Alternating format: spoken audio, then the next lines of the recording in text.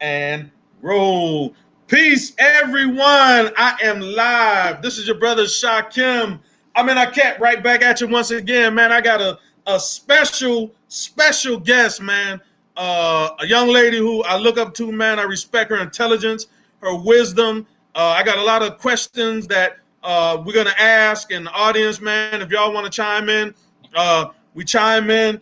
One of the things that she did that I really respected, she was at the White House a couple of weeks ago, and a couple of weeks ago, one of the things that I always feel is wrong. Anytime black people or black Republicans or conservatives go and talk to President Trump, it turns into a worshiping ceremony, and we don't even really get the chance to ask a lot of the straight up hardcore questions and present the issues because we've become too sensationalized and we're glorifying him and just talking about a lot of issues. I was very happy that Sonnie went and took it straight up, asked the tough questions. I'm gonna let her talk about that, and we're gonna talk about a lot of the current events, things that's been going on. It's been a lot of emotions flying with white supremacist groups and Black Lives Matter and Antifa, and we got a lot of things that's going on. I want to talk to her about, does she feel this is a revolutionary moment in history? I want to talk to her about November, what she thinks about November. What's the future of the party, Democrat and Republican Party, conservative and liberals, libertarian, all of that. So she's just going to bless us 1,000% with her knowledge, wisdom, and understanding. Sonnie, what's going on? Hi, babe. How are you? Man, I'm feeling blacknificent, Oh, love it. And I'm over here spreading black girl magic, so we got it covered. Word. Okay, so kind of talk to us about, the trip at the White House with President Trump. Kind of give us some history on that. Well, I was asked by Dr. Pastor Daryl Scott to take part in the meeting, and I hope I represented well. It isn't too much that I kind of want to say about it. All I'll say is I've consistently told Republicans you are being offered a choice. What you are currently doing and how you are currently operating is going to make you an irrelevant and just it's going to destroy the Republican Party. You cannot keep going the way that you are. And if you do not make a choice to do something different and to actually uphold conservative principles, then you're going to lose this country. And that's point blank, period. So just having the opportunity to go to the White House and actually get in front of Trump and be Sonnie and just hopefully have people feel like someone who understood and really gets it was there to actually tell their side. I think that was my main goal, and I hope it came across that way.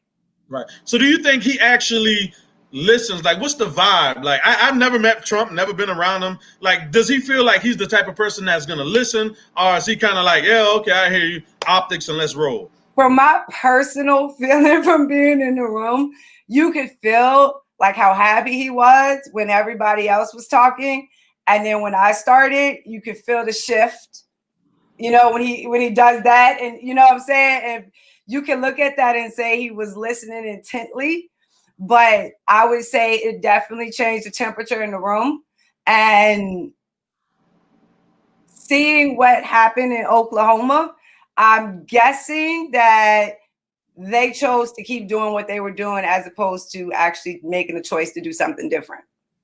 Okay, so what are some of the different things that you feel the Republican Party and conservatives need to do moving forward in order to change the perspective of how Black America views them or us? Be honest with yourself. Like, stop making this about Black America. Make it about you. And they robbed you of your history. You know what I'm saying? They didn't teach you your history. You should be mad about that. Just because that history involves people that look like me doesn't make it any less your history. It is American history. And because you didn't learn it, you don't know what the hell is going on in your country right now. So, like, stop trying to think that all of this is just about Black people, because white conservatives and Republicans have just as much on the line as we do. And if they don't come to a reckoning and an understanding of how we got here and really approach it honestly, then you're gonna get sunken with us. You're letting this disease metastasize. Just because it started in our communities doesn't mean it's gonna stay there. And you're seeing it spread all over the country now. And you're not gonna be able to stop it, because sooner or later, the popular vote alone is not gonna save you. You're losing the popular vote every single time. And pretty soon, as the republic and those who actually support the idea of the republic start to shrink, you're going to get more and more democratic, and things like having the protection of the electoral college is not going to be enough. And then we're going to move into this is what democracy looks like phase, where just the people that outnumber you are going to be able to take away your civil liberties. And that's not how America is supposed to operate. But if don't make it about Black people. Like, in all honesty, I would rather you be like, go ahead. We can see where we intersect. This is where we intersect. But this is what we got to work on over here. This is what y'all got to work on over there. We could come and talk. We can mingle. We could do all of that. But a basic acknowledgement that each one of our communities have specific issues that need to be handled, and they need to be handled within those communities. And like, that is the idea of the republic. And the more conservatives and Republicans fight with that, the closer they push us to this is what democracy looks like. Right. I keep saying that because that's one of their trigger words, that when they hear it, they get repulsed. Well, I'm hoping you get repulsed enough that you don't want to see it come to fruition in America. Right. I got one of your biggest supporters and backers in the house. What's up, Sonnie? We love some Sonnie on this side. Yeah, it's all sunny. Like, everything is sunny outside. So yes, sir. No, okay. Can I bring up something? Go ahead, bring anything. Go ahead. Let it go. Shaka was online when this happened, so Shaka can tell me. So Shaka, you remember when Clown Boys had fun calling me a Black nationalist and a Black segregationist and all that bullshit? And I told them, pull fucking receipts, and they had no fucking receipts. And I said, until you pull them fucking receipts, fuck every single one of y'all. You remember that? Yeah. There you go, Shakem. Okay. Yeah, I didn't know that. We had a little incident that happened earlier, and I didn't know all this happened, you know. But you know, man, I'm not dealing with Clown Boys. I'm not dealing with people that throw dirt on my character with no way to back it up. I don't play those games. I'm a grown ass woman, and I do not have the time, the energy, and my soul is worth too much to give it to people like that. Ooh, yes, sir. Yes, sir. Hey, I feel you. Smile back. But no, Shaka was there. Shaka saw it. So, you know what I'm saying? You know, since they quick to pretend they didn't do what they did. Yeah, they quick to use the Black militant. You know, they throw that around, and it's a scare tactic. It's basically like, I went through the same thing. I go through it every day. But it's a scare tactic to other white folks not to engage with me and you, or not to listen to our point of views. And Shakem's gonna get it. It's gonna come his way. Yeah, you know. Yeah, I know, but I'm talking about as far as like in the next couple of weeks, it's gonna come your way. Trust me. You know, you start making. I wanted to jump on yesterday, but I was like, you remember I told you, you know, I love when Sonnie do her thing, and I love when you do your thing, where we can just listen to you, where there's no features, there's nobody, just straight, just raw. When you start talking about the Black Panthers and how the FBI attacked the Black Panthers for the free the breakfast program. This is why I do the breakfast program. A lot of people don't understand why that's my main stable of doing the breakfast program or the lunch program, is because I know if the FBI attacked it, you know, it's doing something to the kids where they grow up and they have instilled power or empowerment. So that was, be careful. They're gonna throw it on you. Right. Hey, Sonnie, let me ask you a quick question too. Sonnie, we're gonna hit Shaka, we're gonna hit Sonnie with the 1-2 today. I'm with it. So everybody right now is like up in arms over the retweet that Trump did with the white people and the rallies screaming white power. What's your perspective? Like, do you think that's hurting? Like, what do you like? Because sometimes I'll be like, damn, man, like, come on, man, bro, what are you doing? Like, what do you think that's doing as far as his chances? And just give us your understanding of that whole type of situation. I was working on reforming the Republican Party when all of that was happening. So I don't pay attention to Trump's Twitter handle, nor do I think that the problems that we face have anything to do with what is happening in the executive branch of the federal government. I just, everybody who spends, because they have made that the sexy politics, then that becomes everything that everybody wants to talk about. And the real politics that actually affect people's lives go undiscussed and unfocused on. So I have learned in this game that you focus on what you think is most important to your people. And to me, that is understanding how local government works and understanding how to get people in positions of power within that local government to actually change the structural things that are happening there. So I don't really pay attention to what's happening on the federal level, except to say this. Given the chance to get in front of them, I would say what was on my mind and still talk about what was happening in the Black community. And I proved that. So I'm not going to give more time to that. When I got in front of him, I talked about Black community and local level issues. So that's what I do when I go everywhere and everything that I do. And that's what I'm going to continue to do. So I'm not going to give that stuff energy like it's going to change my community one way or the other. Okay. So well, I don't know if you wanted to talk about this yet, but you were talking about like new leadership, in the GOP. Now I don't know if you want to, it might be too late. I've been waiting. No, I can't sleep. It's okay. He's already taken a job. His name is Kevin Daniels. He is from North Carolina. He used to work in the governor's office a couple of years ago. Me and him started together in this whole thing. So we've been together since the very beginning. And so we've learned everything together. He's the one that I call when I'm weak and I need somebody to pray over me and I need somebody to, calm me down or to put me in the right headspace.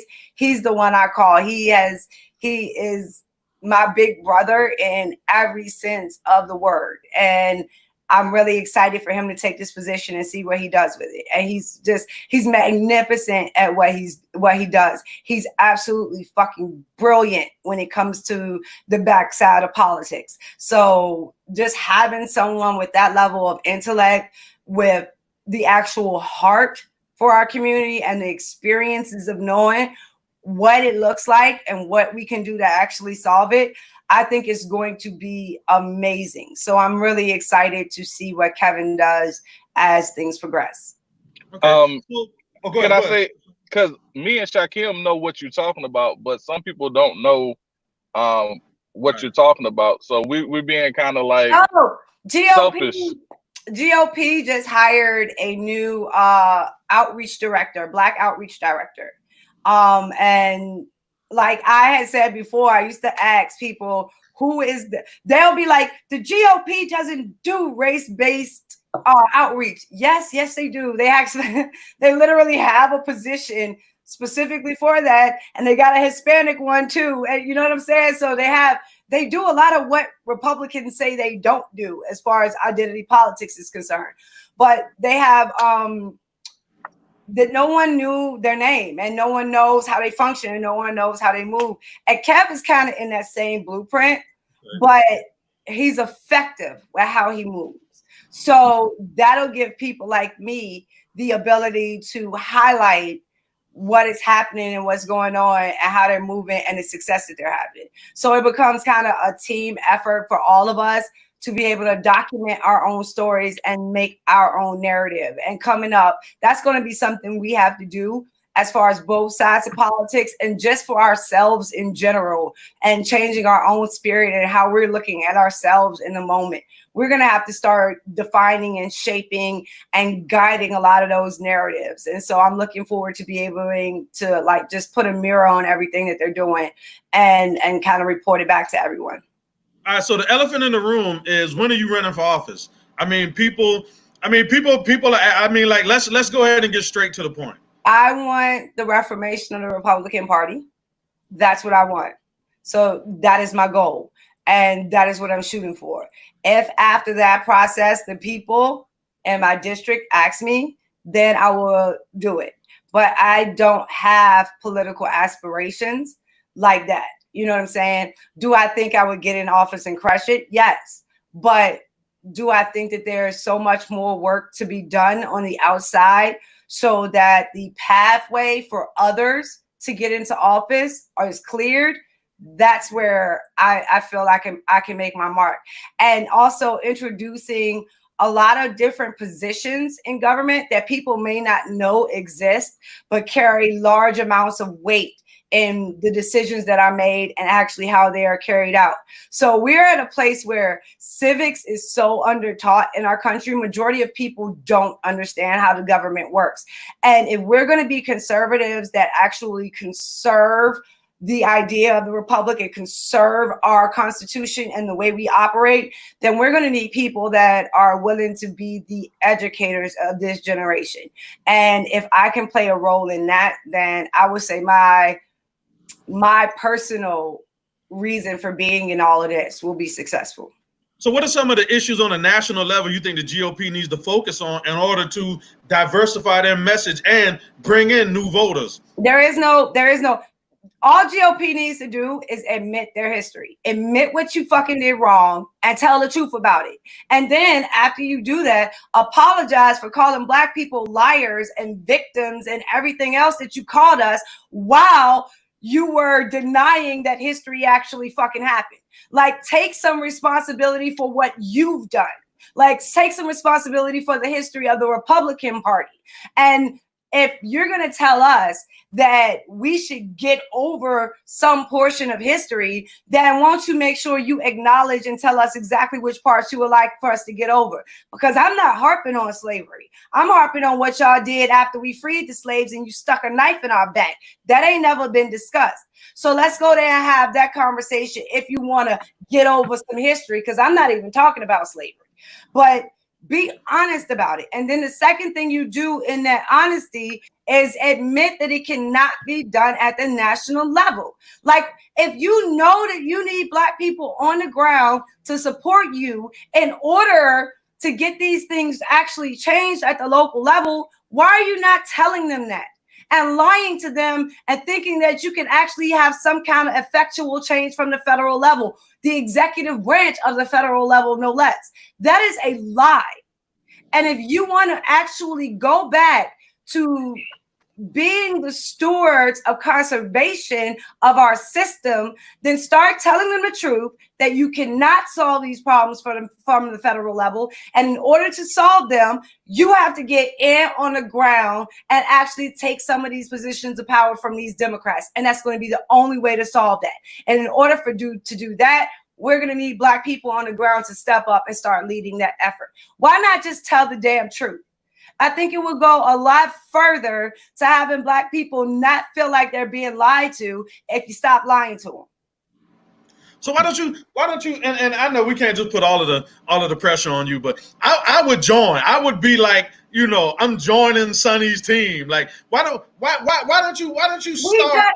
We just got here. Like, you got to understand, I've been doing this by myself for a minute now. Right. So we just got here to a place where I'm like, yo, I got this network, and it took me a while to build it. Like, I realized, like, I'm by myself. Like, there's not a lot of us. And the ones that do come in get ran off because they don't want to deal with it. So I've been able to, like, catch you. And I try to catch y'all before y'all run into the bullshit so I can tell you expect this. Like, they trying to run you off. And just to get ask people to see it and be like, nah, fuck that. No, these people are easy to beat. But if you look at the surface and think it's not worth it, then you're walking away from a battle that you can win. And that's the way we need to just start looking at it. So I'm coming to a point now where I'm deciding about exactly how I want my project to look.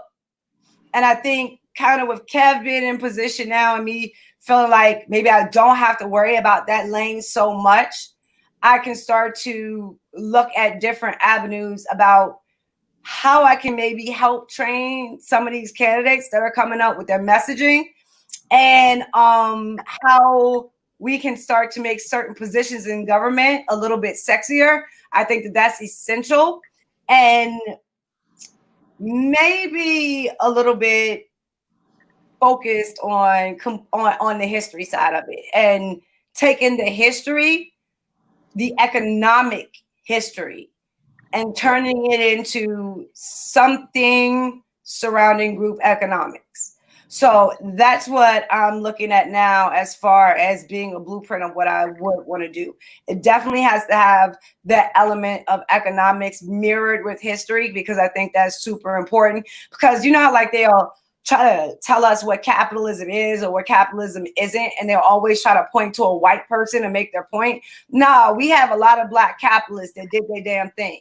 And those are the people that we're mirroring. So stop trying to give us false images and idols when we can look back into our own heritage and find good examples. So that's what we're going to do. And in that, and in addition to just adding the feature of economics to the conversation, I'm also hoping to restore that idea of legacy and that idea of heritage and what it means to make sure your kids understand the complete history, not only of this country, but of your family, of your lineage, of your line. And if you go back, most of us find that we have we come from very, very successful stock.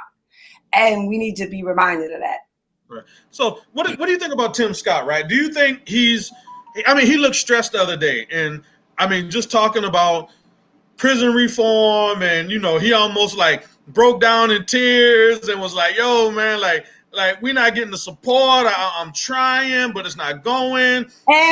And thank God for Republicans that not going for it, because it's not going to change shit. Like, how many times do we have to keep playing this game of false fucking promises?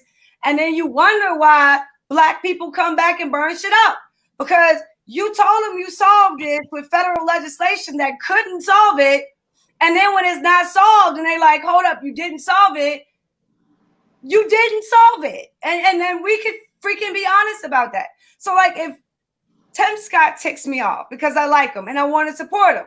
Yeah. But he says this dumb shit like, your education should not be determined by your zip code, or your health care should not be determined. Yes, the fuck it should. Yes, that's how our government works. Your local government, the government that is closest to you, actually does control those things and actually does have the most power over those things. That's how our system was set up. And if you do not like the way that those things are operating, the easiest, fastest, and most accessible way for you to change it is at the local level. But you can't make that argument if y'all not going to the local level. So that's why they gotta keep playing this federal shit.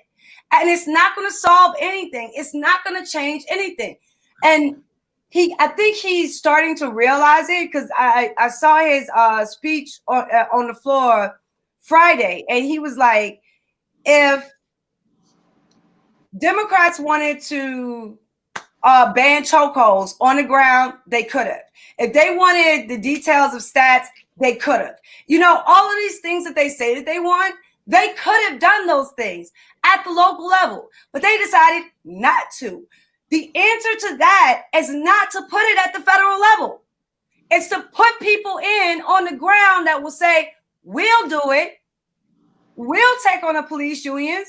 We'll start pulling back these laws. We'll start decreasing these regulations. We'll start changing. We will do it. Democrats not going to do it. They could have done it for 40 years. They didn't. But we will get in we will actually be the ones that do it. And as a Republican, imagine going in and saying, you say you want your communities to look like our communities. Boom, we're here. Let me show you. What the hell is so hard about doing that? You say I have white privilege because of the way we look. Boom, this is how my white privilege operates. Let me show you. I'll give you all the hints. I'll give you all the tips. I'll give you the cheat code. If they're gonna accuse you of it, eat that shit up and say, cool, I got it. Let me give it to you. And it's an easy way to have these discussions if you want to have these discussions.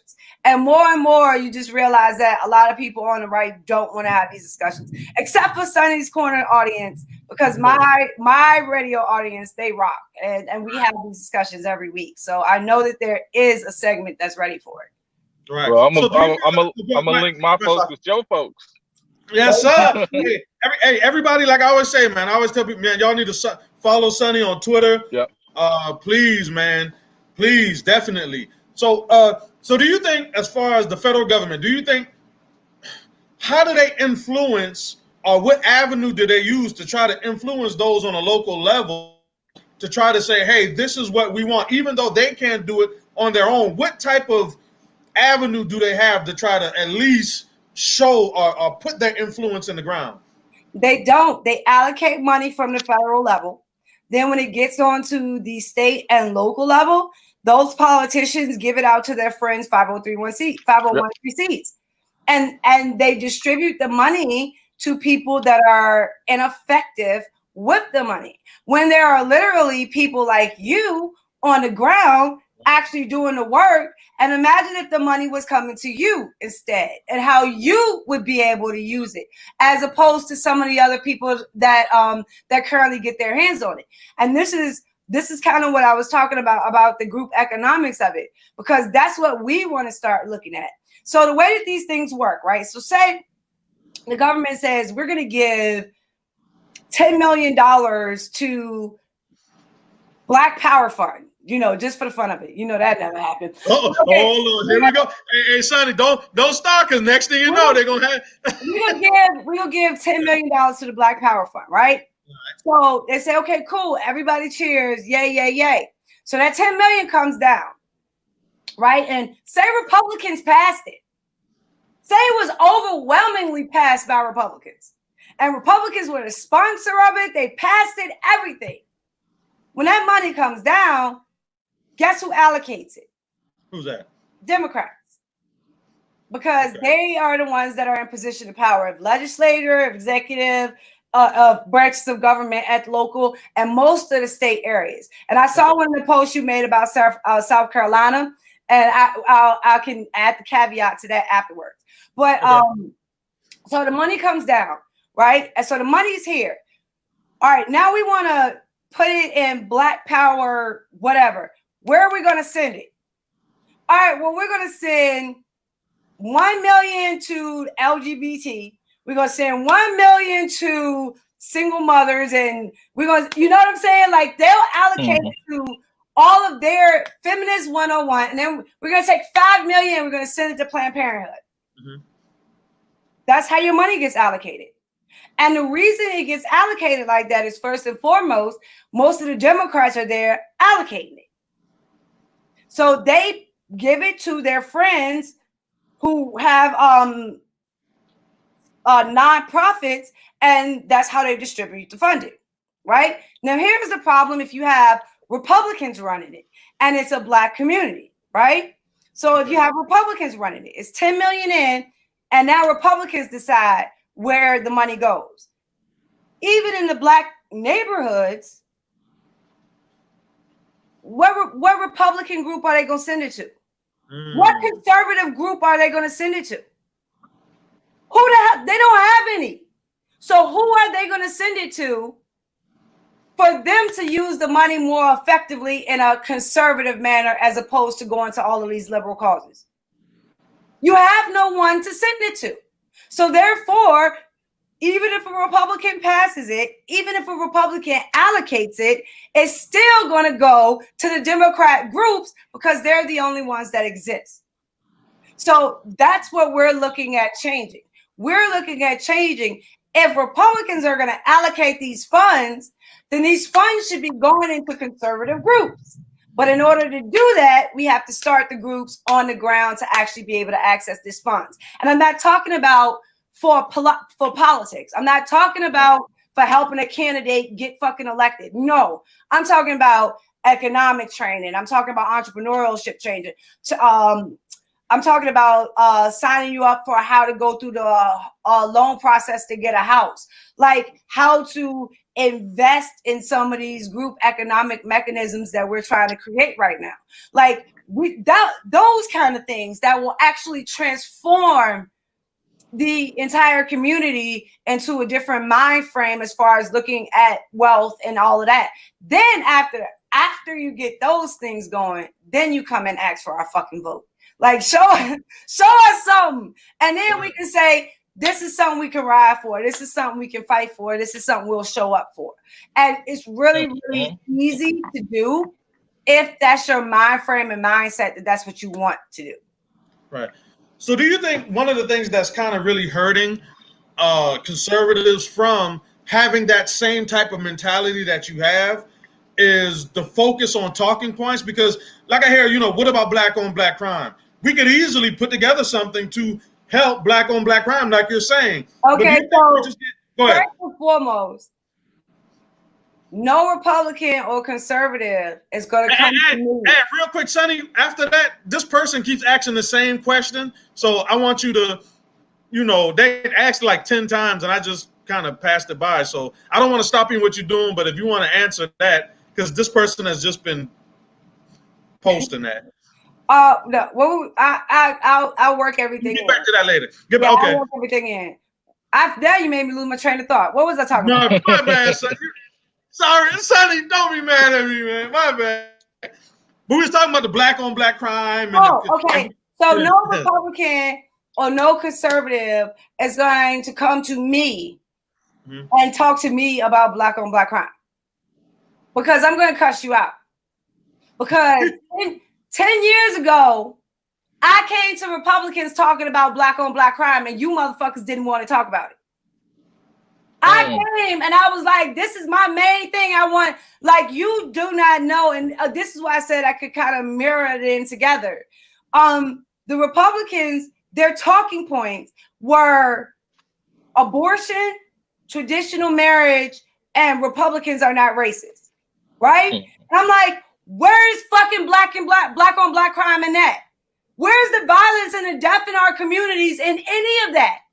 Like, none of that covers what we need to actually cover. So what the hell is this? You know what I'm saying? So that was my first 3 years, I would say, when I was doing everything in politics. And it was time and time again, I would be like, no, we need to talk about what is going on in our communities. And I would be told, it's not your time, or you got to learn a little bit more, or that's not what we do. And you know what I'm saying? That bullshit till you start realizing what it is that they really want from you. And it is your black face, not your bringing up black problems and actually wanting solutions to them and actually wanting them addressed and taken seriously.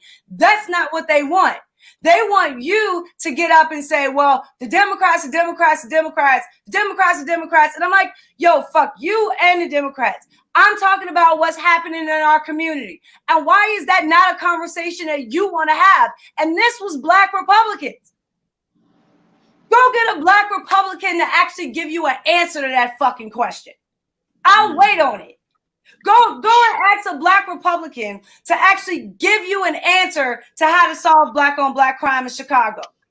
Ooh. Tell them, give you a fucking plan. Matter of fact, ask them what they done brought to the people in power as far as a plan, and what those people in power told them they could do with their plan. So you want to have this conversation, please enlighten me as to behind the scenes how magic white Republicans talk about our communities and how much they love them and how much they want to solve our problems, and y'all have y'all kumbaya moment, and at any moment the unicorns are gonna come down on the rainbow and all this shit gonna stop.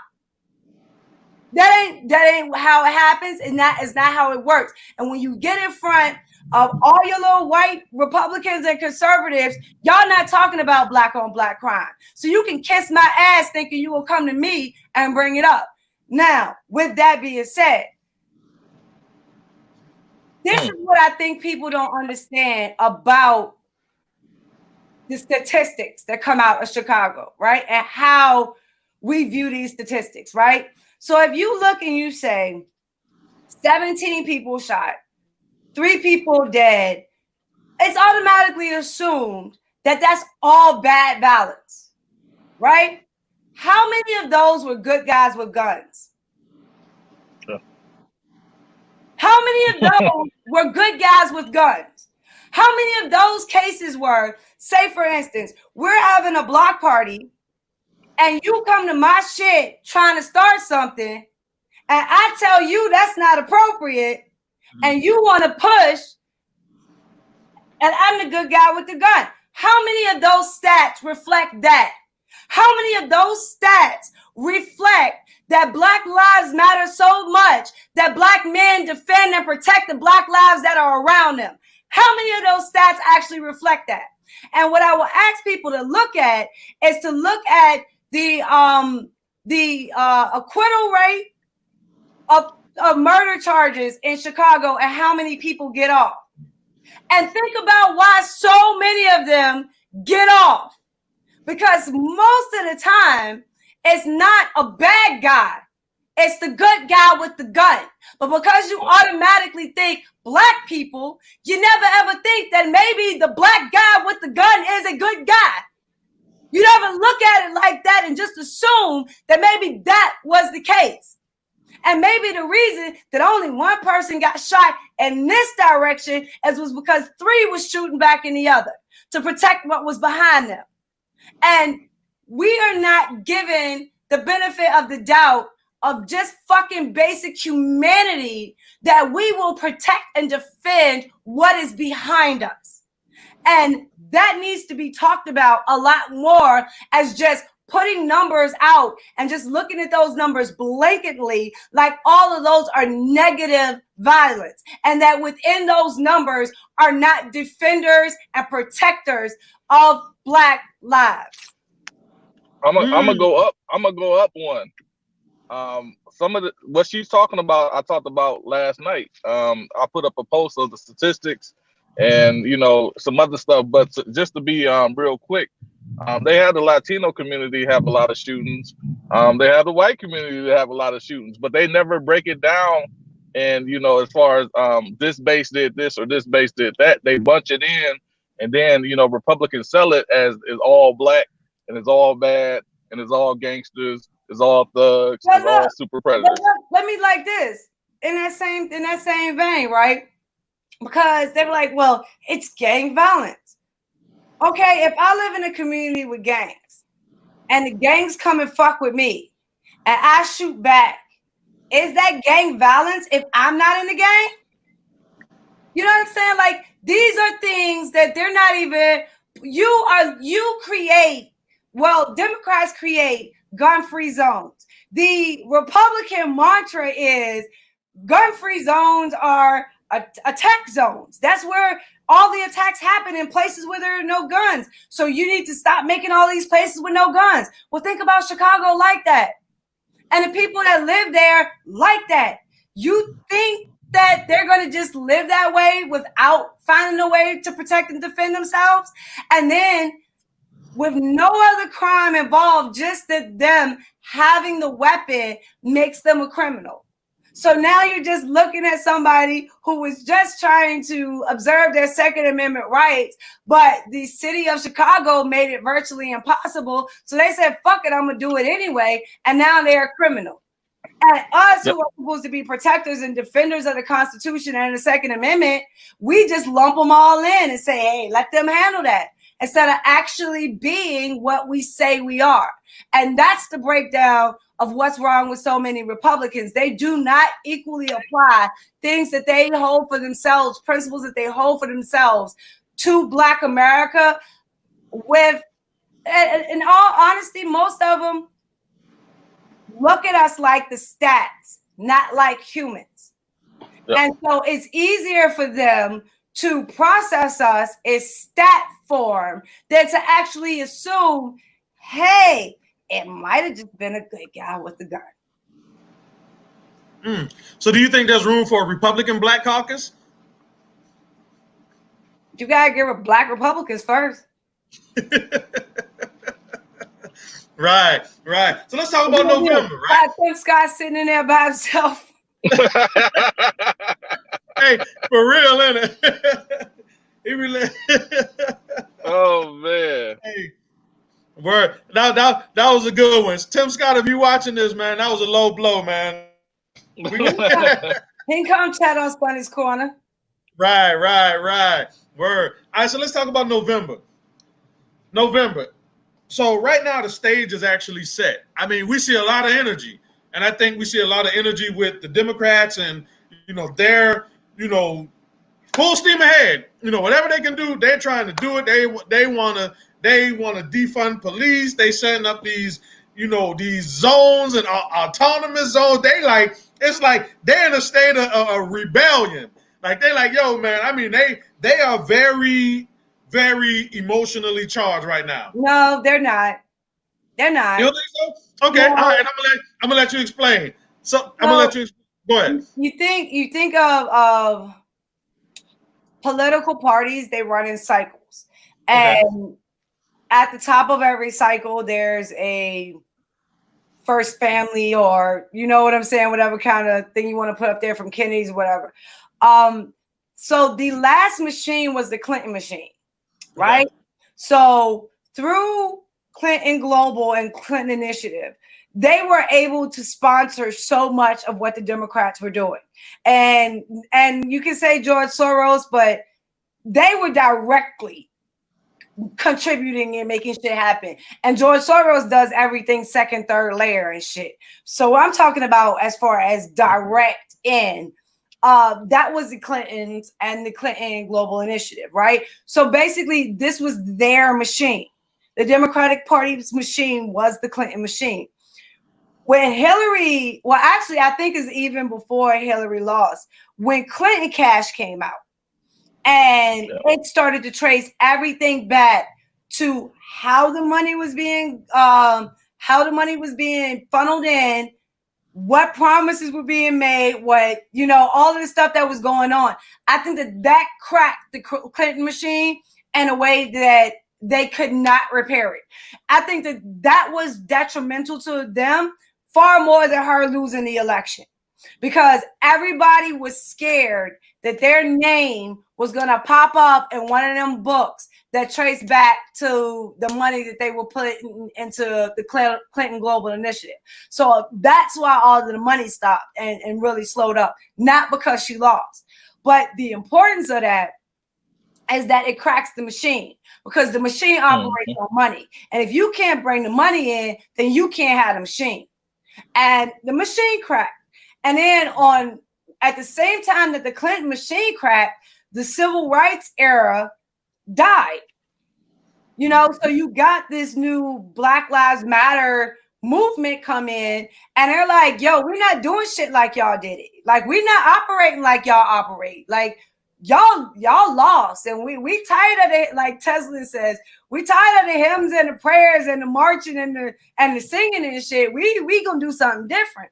So they came in and they basically slaughtered what had been 60 years of civil rights, just flexing of their melanin. You know what I'm saying? And that was kind of destroyed. So all of the democratic systems are broken. They're cracked, and it's a vacuum. And now with Antifa and them, they're distracting us. What the Democratic Party is doing is they're rebuilding and rebranding. So they're going to figure out who ends up at the top of the new Democratic hierarchy. And they're in the process, and it's not Joe Biden, and it's not any of his ilk. You know what I'm saying? And I think that really you have three major kind of factors on the Democratic side, and someone else might pop up. But I think that there's three major factors right now on the Democratic side. You have like the AOC kind of Bernie Sanders, AOC, New Our Revolution, that kind of more and more towards Marxist side. You got them. And then you have kind of what I think Bloomberg is going to change up his operation. I don't think he's going to disappear it. So you're going to have a kind of capitalistic version of totalitarianism kind of developing in the Bloomberg column of it all. And then I think you have the Barack Obama column. And Barack Obama and Eric Holder have been spending the last 4 years taking over the offices of attorney generals and actually starting to put people in place at state levels that can handle elections, that can handle gerrymandering, that can handle those kind of aspects of how government functions. So they're going for a much more practical nuts and bolts. We know how the bureaucracy works and make the trains run on time. So they're kind of going in that aspect of it. And you're going to have these three fighting to see which one comes up at the top of the hierarchy. And who's paying attention to that right now? Nobody. So they are moving in the cover of darkness with nobody analyzing, with nobody paying attention. And we're being told to look here, watch this hand over here. Don't look what we're doing over here. Watch. And so you think it's kind of like a revolution? You think it's kind of like an ideological revolution in the party? No, because progressivism, this was always their intent. So how is it a revolution when you get to your intention? So when they started this was the intent, but they knew that they could not push America into it because we are an individualistic nation. We are, very, very attached to our Constitution. You know what I'm saying? So they knew that they could not force it on us and they would have to progress us into it. So each time they just push us a little further and then they stop and then we get comfortable with it. And then when we're comfortable with it, they push us a little further and then they stop. And they let us get comfortable with it. And then they push us a little further. So it's not a matter of it being so much a revolution as it being just a natural pathway of the American form of Marxism that we know as progressivism. So do you think that same thing is happening in the Republican Party, just on a different level? No. It should, like, there's no ideas. There's no who has an idea? Who has a structure? So the only thing that is brewing right now on the Republican side of the aisle is the Bush people can't wait to get their power back. Donald Trump hasn't built anything to fight them with that. He hasn't built shit. How are you going to go against the Bush people on the ground? How? What process you set up to do that? What people you put in place to do that? How did you restructure or reform the party to actually make that happen? Donald Trump hasn't. So who has? Nobody. So if nobody has done it, then what do you think is going to happen as soon as November 4th is over? Those Bush people are coming right back for their power. And I don't care if Trump wins or loses. And nobody has done anything to stop them. And I've told them for 4 years now, you got 4 years. You got 4 years to get these people out and to actually get your people in. And instead of doing that, they want to go around, we're winning and we're claiming scouts and instead of actually doing the work. So the thing about Trump people is Trump people go to rallies. They don't go to GOP meetings. And that's what the problem is. So with the MAGA supporters and the I don't want to use the word grifters right now, just the supporters. that word just just slipped out. I had to pull it back in really quick.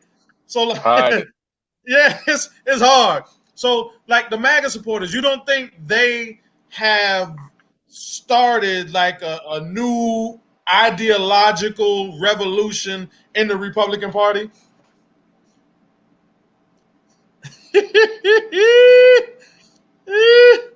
So what do you think they've done? What do you think they've done? Rallies. Go to rallies. And buy merchandise. Right. So sort of like an entertainment type of thing. They've cultivated like a culture of entertainment within the party versus a intellectual movement that. So what do you see? What's the difference between the MAGA movement and the Tea Party? The Tea Party, actually, I would compare the Tea Party more to Black Lives Matter than I would to MAGA. You know what I'm saying? I would like, if you want to look at it kind of like insurgency kind of format, the Tea Party was much more on lines with Black Lives Matter and kind of ended up the exact same way. Where, as you're looking at now, Black Lives Matter being kind of co-opted by the Democratic Party. Yeah, look right pre-Romney, and the Tea Party got co-opted right into the Republican Party right around the time that Romney started running for office. So yeah, so it works. It worked out the same exact way and turned out the same exact way. It seems like you have an insurgency until election time, and then everybody gets batshit crazy and just falls back in line and forgets why they were protesting in the first place. And I don't know how to break that cycle. So that's one of those things that I look at as more of a long-term question that needs to be examined about how we solve it, as opposed to something that can be done like instantly now or before November. So why do you think there was such a big push in the GOP to end the Tea Party, or kind of like to assimilate them back into the ranks of the GOP? Because I think that they're the base. You know what I'm saying? The Tea Party are the ones that go to the GOP meeting. The Tea Party are the ones that can break the Constitution down to you. The Tea Party, like those, that's where I got my start at. And they wanted you to know information. They needed you to know how everything works. So like if they would ask me a question and I was honest about it and say, I just don't know that. And they would be like, okay, let me get you this book and you need to read this pamphlet and you need, like, that's what they were. They were like, if you're going to be in this and you're going to do this, know what the hell you're talking about and let me get you the information so you can do it. That's what the Tea Party was. That ain't what this is. Right. So this is more basically like, get you your merchandise at the next rally. Get on TikTok, make a Facebook post. Are you with me? Raise your hand with me. That's what this is.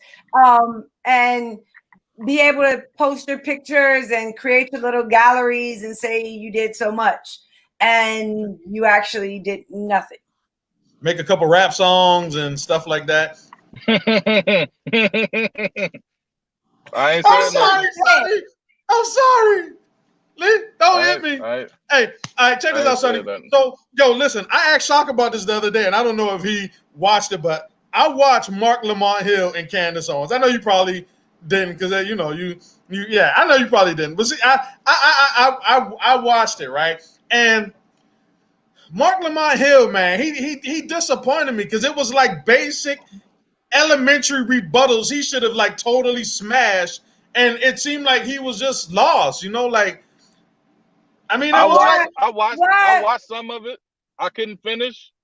Shakem told me to watch it, so I watched some of it. I couldn't finish. It seemed like it was staged. It seemed like it was a matchmaker. You got to realize Candace just took a blow for all that George Floyd and all that other stuff. So they put damaged goods in front of her, and that's what I believe he got a big check, and it was basically an image repair. That's what I think that I don't think nothing else. I said, I can't watch this, man. I said, I could spend this time with my daughter baking cookies or some shit. Couldn't do it. I couldn't do it, bro. I tried. So do you think Prager you for that capitalism? That's all I got. Yeah. So do you think let's talk about some House and Senate seats in November. Do you think we will retain the Senate or the GOP will retain the Senate and gain the House? How do you think we're gonna like see some swapping of seats Again, I don't know. I think maybe we would have a clearer picture if COVID hadn't happened. Maybe we would have a clearer picture if we knew what was going to happen with COVID. You know what I'm saying? But I think that anybody who looks at the political stage right now and tries to read it is a damn fool. And I think that like how do you read this? How do you read this? How do you examine this? You can't look at polls. You can't trust media. State parties fucking suck. Like, so how do you look at this and scale this at this moment? So I think I'm gonna do the grown-up thing and say I'm gonna wait for more information, because right now I just don't know. I don't know how everything is going to shape out. I don't know what President Tweedo is going to put out next. I don't know. You know what I'm saying? I don't know.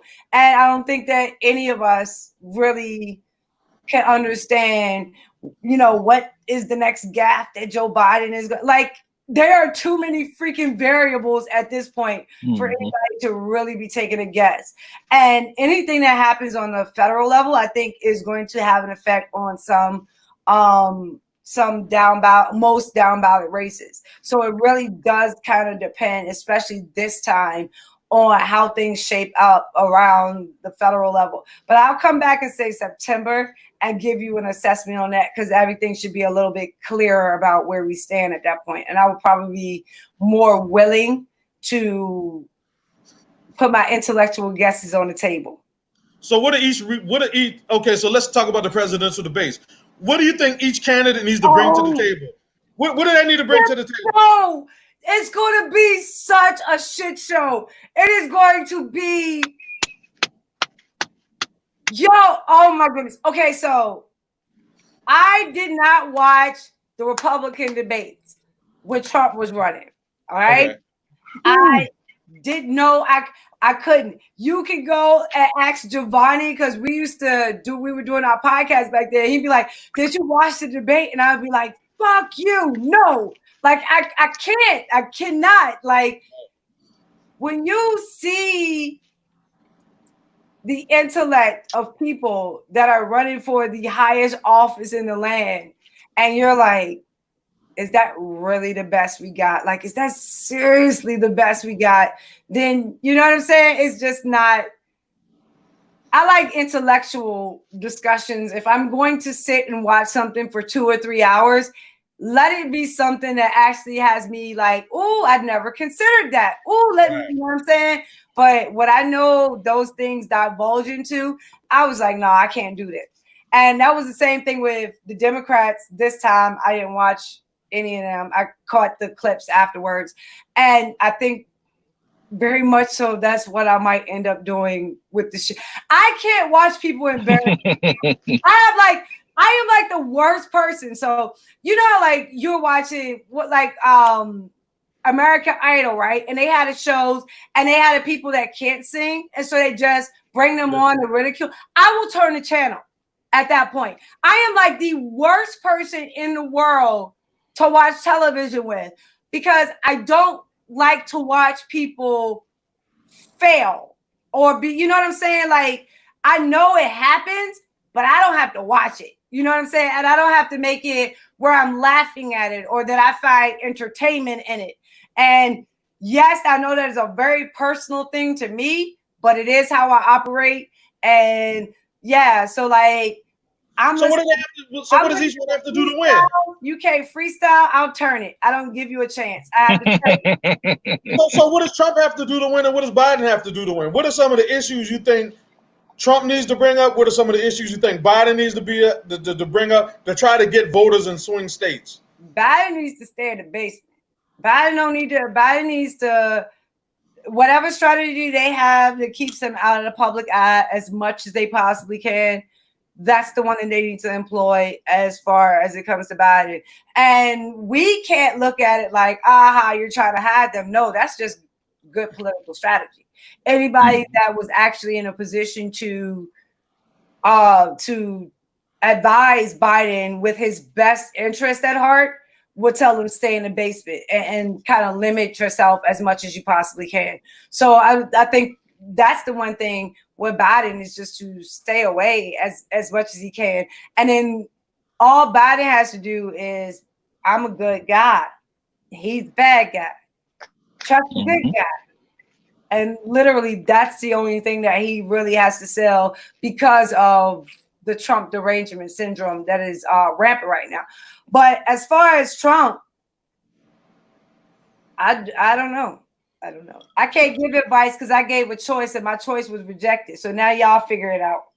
Right. So let me ask you this. Being a black woman, strong black woman, intelligent black woman, if Biden goes out and picks Kamala Harris. Never. Why you say never? Why do you think he's going to I never vote for Joe Biden. No, I know you won't. I know you won't. Oh, okay. I thought you were about to ask me. I ain't no way, ain't no chance. No. No, I know you're not. I'm just talking about I'm talking about like for to bring that energy to a particular party. Do you think that would, and swing voters, right? Swing states, independent voters, do you think if he picked a black woman like a Kamala Harris or what's her name, Keisha Lance Bottom, Val Demings, I think would be his best pick, and if he was smart, he would go with Val Demings. So that's my opinion on the subject. She does have a law enforcement background, but she doesn't have as many nicks in her armor as the other people when it comes to her law enforcement background. So and out of all of them, she's the one I would like want to go and take my problem to and be like, okay, help me. You know what I'm saying? She's kind of the one that if I had to pick between all of them, she's the one that I would pick and say, okay, I'll take a chance for her that she'll be fair and she'll give me real advice. And she, you know what I'm saying? As opposed to taking her own self-interest at heart. So I really think that if he's going to pick a black woman, it should be Val Demings. So do you think he needs to pick a black woman? I think hell yeah. Mm-hmm. He done made his bed. He better lay in it. They've made that bed. And if they pick anything other than a black woman, it's a wrap. That's the end. That's the end. Yeah. Right. Okay. So, you about to say something, Shaka? Go ahead. No, I'm saying if he doesn't pick a black woman, it's a wrap. Wrap that up. Like if I'll even draw it out a little bit, even more. I think that if he picks the wrong black woman, he's screwed too because he's going to lose black men.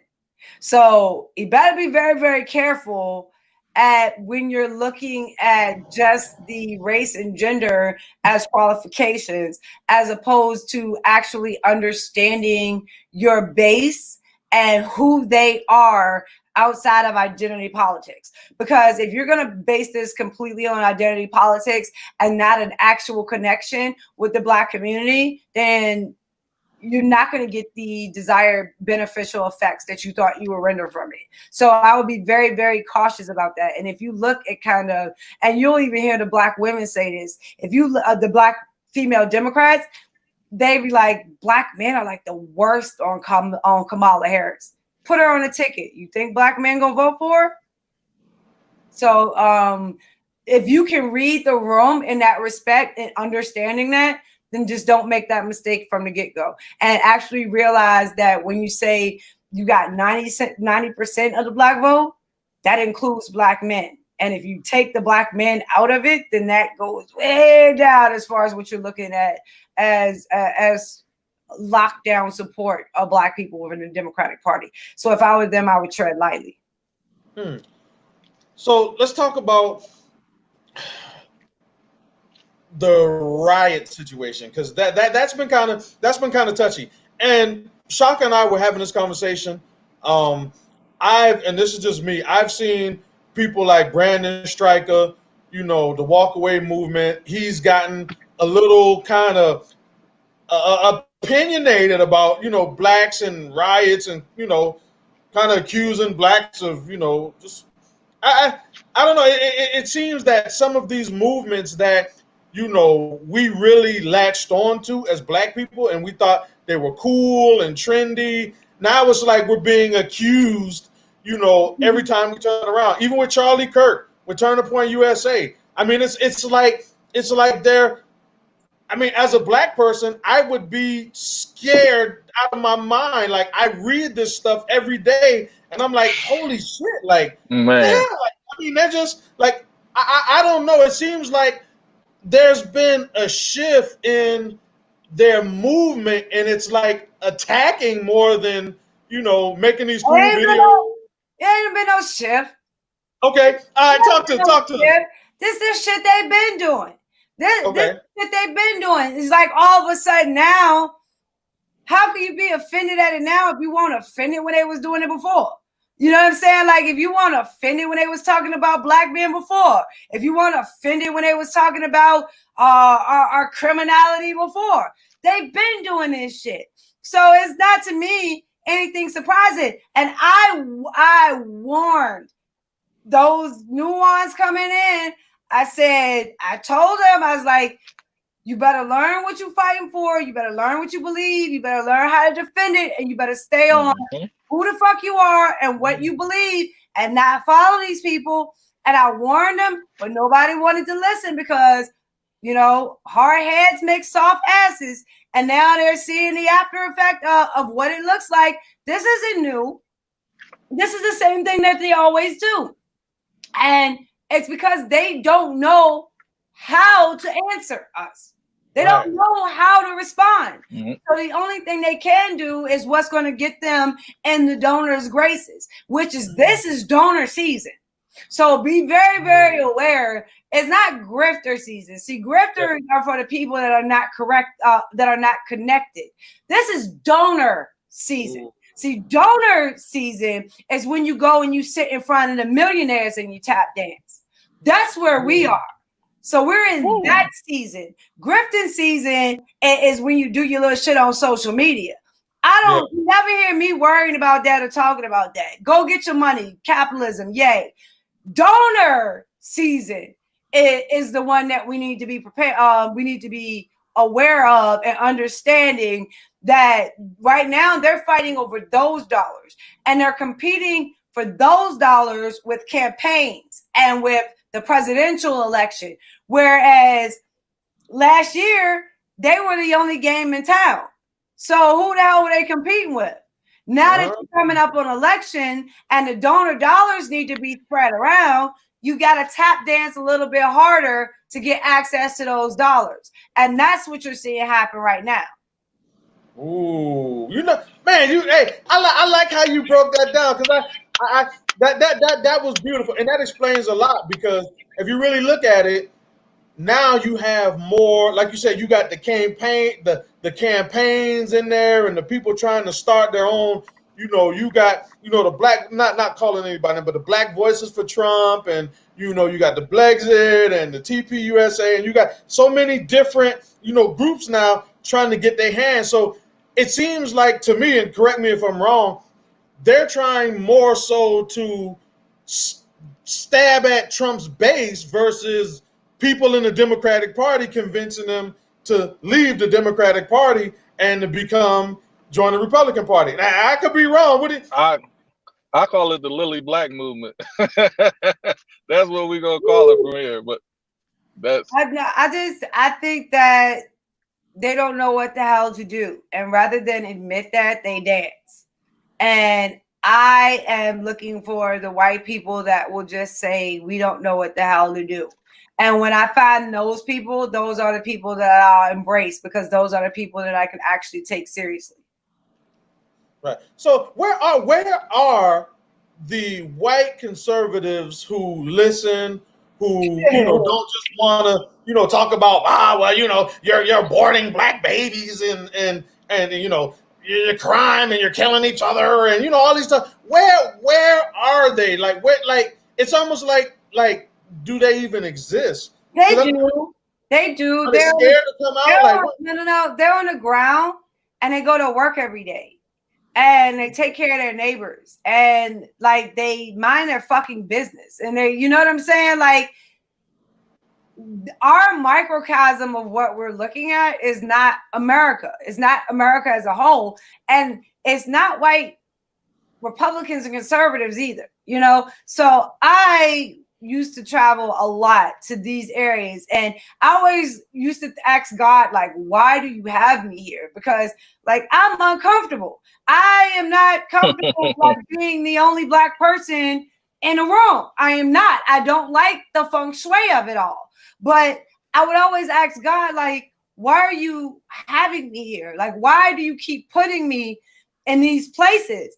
And I would meet some of the most fabulous people, some of the greatest people, some of the sweetest hearts, and people that actually understand what's going on. But they have lives. They have other things. Like, in the same instance that I tell Black people, I would rather have y'all out making money and creating businesses and coaching your softball league, and you know, I would rather have y'all doing that stuff as opposed to paying attention to politics, as opposed to coming into the swamp and just seeing how nasty and mucky it is. I would rather y'all do that. But I think that it's a time now where we have to call all of the soldiers in from those activities to say, for a minute, we need to focus on our country. And that's the challenge that I've been making to a lot of white conservatives and white Republicans, is that you have to understand you have a role in this. Like, you keep asking me, what can I do? What can I do? I can't do shit without you. Because if you don't go in and you don't start having these conversations with your family, if you don't go in, if you don't start having these conversations with the GOP, if you don't go in and do something, then what the hell do you think that single, lonely, solitary voice is going to do? At some point, you have to remember we the people means we the fucking people, and that includes you. Right. And you made a good point. And I want to kind of like echo that, because what you said really just, you know, hit me. Like, we need the white voices to go in and say, you know, instead of ignoring issues, let's talk about the issues that they feel are important. We don't have to always deflect with Black on Black crime. If they say, let's try to heal police community relations. And here's the thing, they're losing their kids by continuing to do that. They're losing their kids because their kids don't want to hear their talking points. Their kids don't want to hear what they look at as revisionist history or being unrealistic to reality as it stands. Their kids are like, we're seeing this with our own eyes, and you're telling us it's not happening. Like, so you're putting us in a position where you're saying either believe what we see with our eyes or believe your words. And so the kids are starting to say more and more, we don't believe you. And you're going to start losing that ability to have influence over your children and over their lives when it comes to these issues. Instead of being able just to have honest conversation and honest dialogue with them and be able to say, here's the history. Here's where it went wrong. Here's what we did wrong. Here's what government did wrong. And actually giving them the information so that when Antifa or anarchists or socialists come to them and say, do you believe in this? They can say, yes, I believe in this, but I don't believe in it for the reasons you talk about. Like, I don't believe that your solutions are the right solutions. I definitely know that these things happen, but I think that the better way for us to get into a better position is that if we take a more conservative, capitalistic approach to it, as opposed to buying into a new form of indoctrination. So I think that, like, a lot of white conservatives and Republicans are ceding that intellectual conversation, and the people on the other side are going to be teaching your kids about white guilt, and they're going to be teaching your kids about white privilege, and they're going to be teaching your kids all of that stupid shit that when they get out into the world and has to meet my daughter, they're going to feel completely inadequate, because my daughter is going to look at them and treat them like competition, and she's not going to give a damn about their guilt or anything else. So this was interesting. Michelle said, here's one. She's talking about herself. She said, I love to talk. I would love to have a conversation that doesn't include what the hell you know as a white woman. How about a conversation that is about working together instead of who's at fault? So right there, it almost seems like you want to. So here's the thing. Okay. the matter of fault, right? Who's at fault? You want to blame me for something my grandparents did. Okay, let's stop. When you say my grandparents did, that implies something was done. Can we talk about that? See, you already acknowledged that you know something was done by asking me not to blame you for what somebody else did. So if you don't want to talk about who at fault or who to blame, can we at least talk about what the fuck was done? And if you want to get defensive as soon as I bring that up, then the truth of the matter is you don't want an honest discussion. You want to find the easiest way to exit that discussion as possible as so you don't feel uncomfortable. And I'm not here to take that discomfort away from you. I'm here for you to live in it and understand it so you can get over it. And that's how we need to start looking at it. So if you don't want to say, and if you tell me that you don't want to take the blame for what your grandparents did, then don't fucking tell me that the Black community has been voting for Democrats for 60 years. I haven't been. So why the hell are you asking me to take the blame for something that I didn't do? So if you want to play it, let's play it that way. Are you going to stop telling me how long Black people been voting for Democrats since I personally didn't do it? No, you're not. So, but you want me to give you that level of respect, though. So it's really tricky what they do with blame. It's really tricky what they do with guilt. And I'm not a person that buys into either one of those. So do you think that, so basically what you're saying is that these discussions need to be had in order for us to understand where we're at and where we need to go? Yep. And if we always tune that particular part out of the conversation, how can we expect to heal? I know. Get over being a fucking snowflake. If you calling everybody on the left a snowflake, stop being a snowflake yourself. And that's a lot of what this is. That is them being a snowflake because Democrats have beat the shit out of them for years and they don't know how to deal with it. So you're sitting here and you're talking to us. These are 3 conservatives, right? All of us conservatives. So which one of us would say that? None of us would say that, right? Yeah. So why bring that to us? You had an opportunity to have a discussion with us on a bigger level. So why not have that discussion with us? Why, instead of having an honest discussion with us that you say that you want, why bring that to us instead of just having a conversation?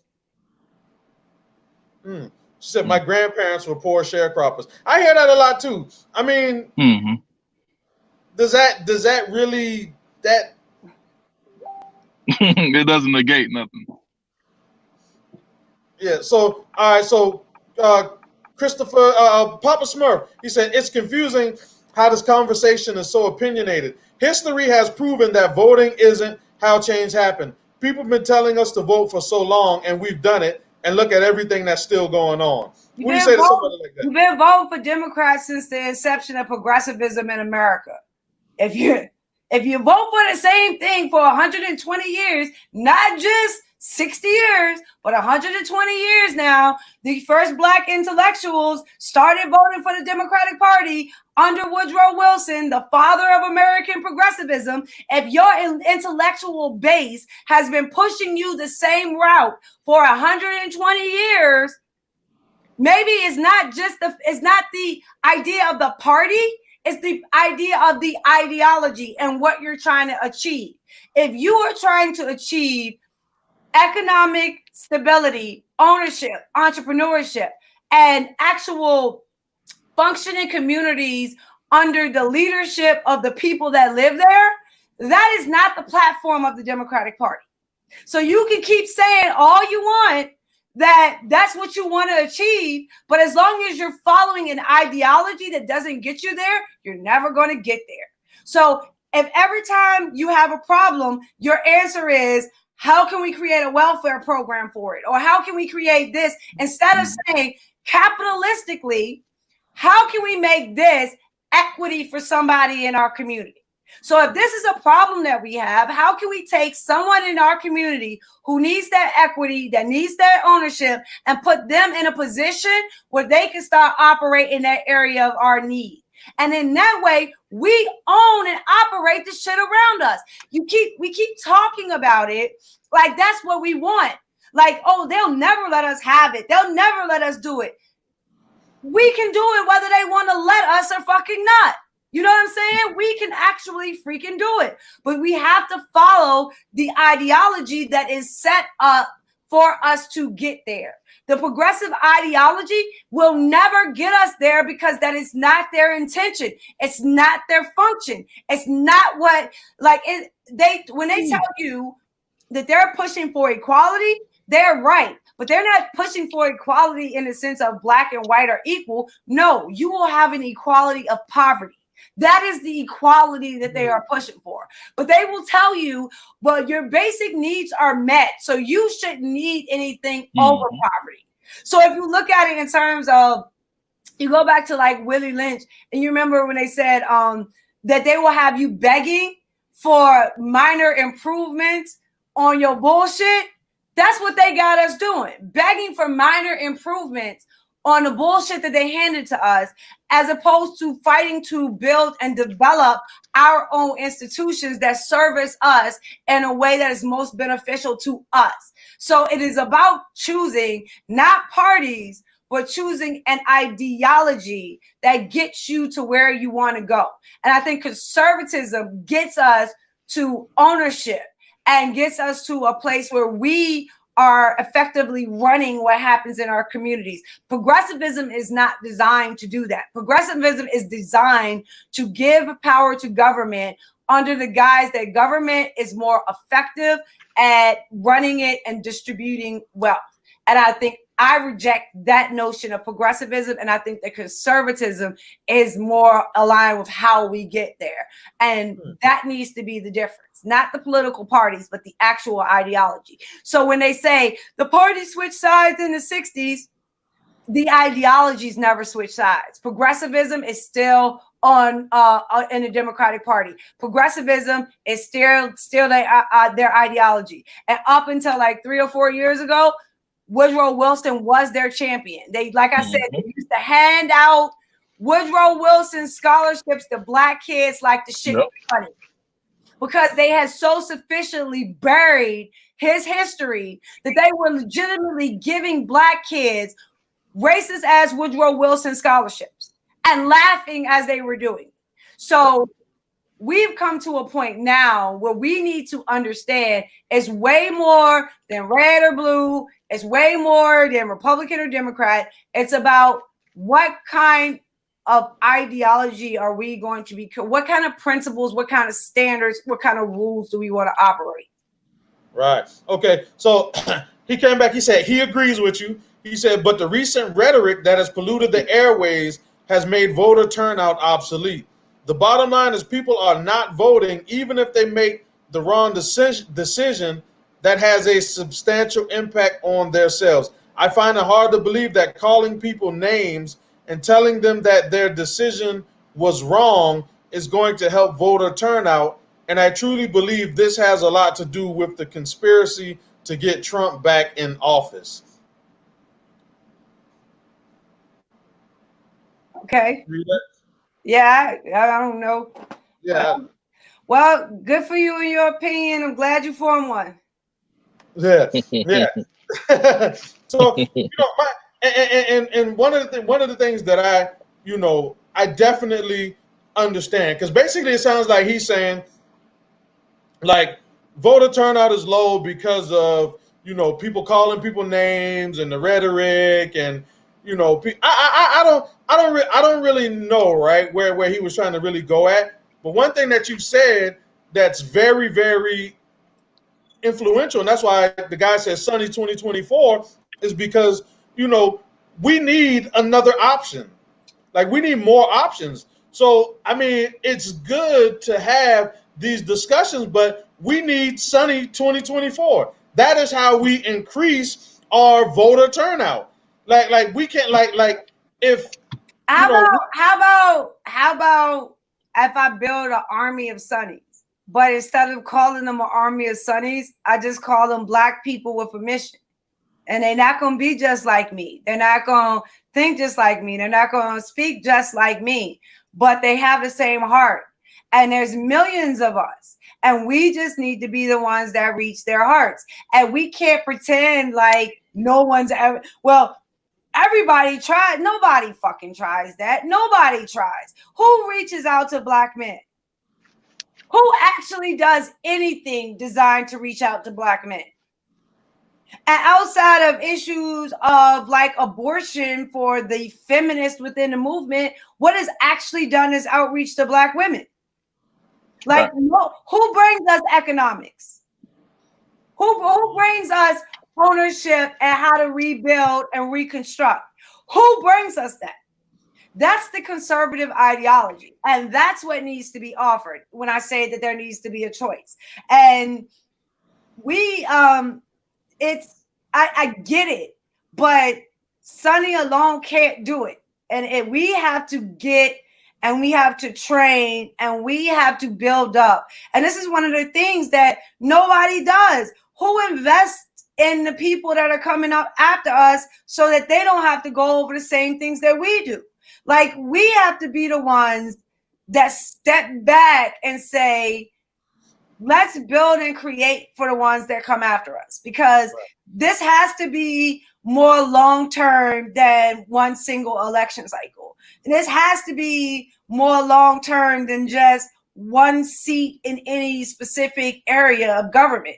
That's not going to do what we need to get the intellectual, ideological change that is going to change the trajectory of the Black community for a century to come. And that's what I'm looking at. I'm looking at how do we revolutionize our communities in a technological way, as far as being competitive with the rest of the world. Can we do that? Can we design it? Can we be the arbiters of it? And I think that we can. I don't think anyone brings us the options to say, hey, won't you have a crack at it? So this is what I'm trying to build. If we can put the operations in place and we can get some of these brilliant Black minds to understand that the opportunity is there, that we've built it, we've created it, we own it, we guide it. You don't have to worry about the outside forces fucking it over.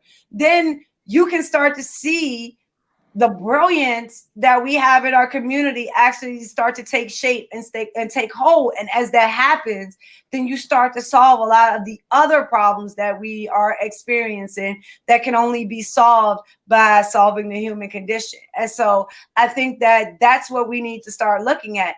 Unless if we focus mainly on politics and politics alone, then we're going to lose our babies. And I refuse. So I would much rather build the structure for the ones coming after us. And like, it really might not take as long as we think. So it still might be on the agenda for Sonnie to run for some office at some point.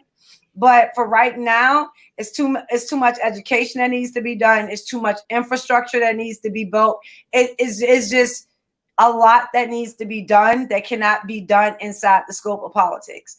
And we need people making sure those things are accomplished, those things are put into place, and that we are cheerleading them and spotlighting them and making sure we set our own narrative. And I think that will do a lot for us coming up into the future, because we can't pretend like we're not operating off of the stereotypes. We can't pretend we're not operating off of kind of the image that was designed by someone else and then placed upon us.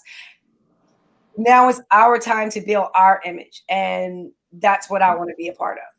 So do you think a well written out, thought out Black agenda that was crafted by conservatives that targeted the areas where, you know, we always say, oh, this is a problem, and do you think that that could be one of our best counters, you know, when they say, well, what about this? And we say, well, we're going to set out a Black agenda based on all of your talking points and negative talking points. We're crafting an agenda. We need this, and this, and this. Do you think that's kind of where you're going at, saying, you know? But the cat come from the federal, and it's very important that we understand this. It can't come from the federal level because every place doesn't need the same thing.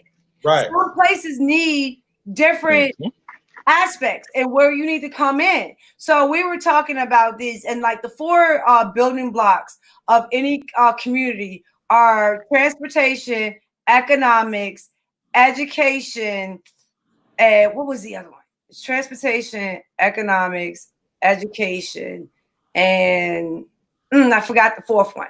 But you got food. Food is the 4th one. Okay. Food, education, transportation, and economics.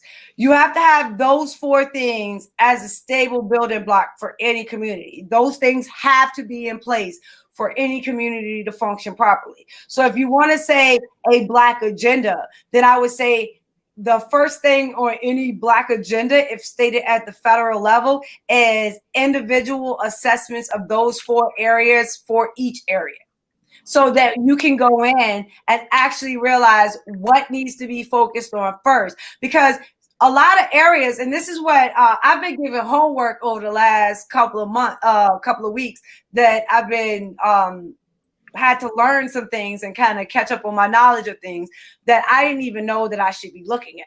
You know what I'm saying? And so now I'm starting to look at it and like, okay, like this shit doesn't even make sense. So we were talking about how like they funnel the money through.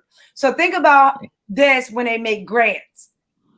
So the way that the most of their grants are structured, federal level grants, and they go down and they go to states and locals and they have to apply for the grants. So you can apply for a grant to say, get infrastructure put into your area. So if you need a new water sewer pipe, or you need some kind of upgrade to your electrical grid, or whatever it is, you can apply for these grants that will get you the money basically at a 0% interest loan.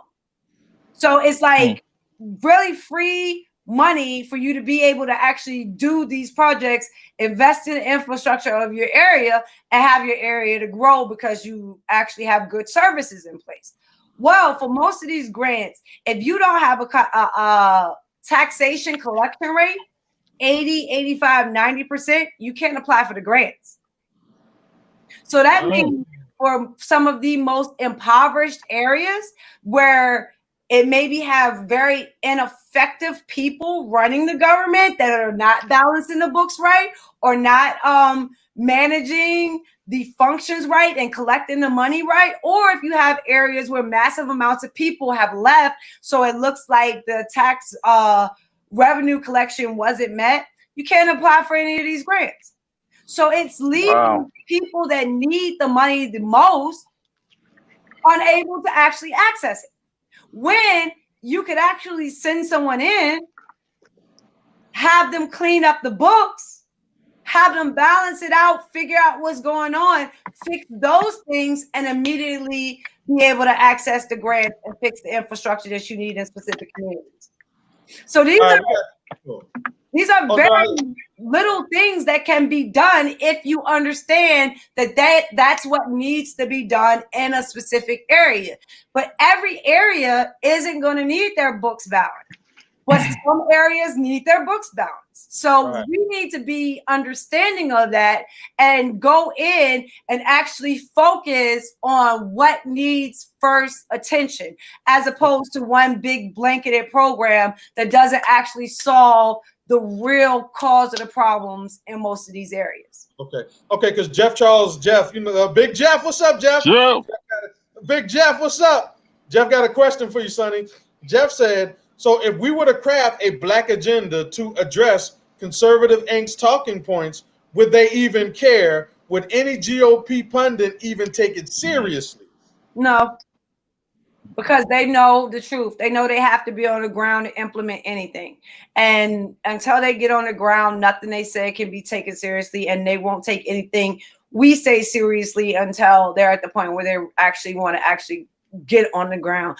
They don't have a problem with Black people that will leave the Black community and come to them. They'll accept you with open arms. It's those of us that demand that our communities get the conservatism equally applied. We're the ones that they have problems with. So no, I mean, I'm not going to say no Republican. I'm not going to say no conservative, because I'm pretty sure there are some out there that would have a discussion and have a debate. I just ain't met them. Ooh, and let me defend you for a second, Sonnie, because this lady has had a real problem with what you. And let me say something, because she's the one that was going up back and forth, and I wasn't. But okay, so Michelle, let me say this, Michelle.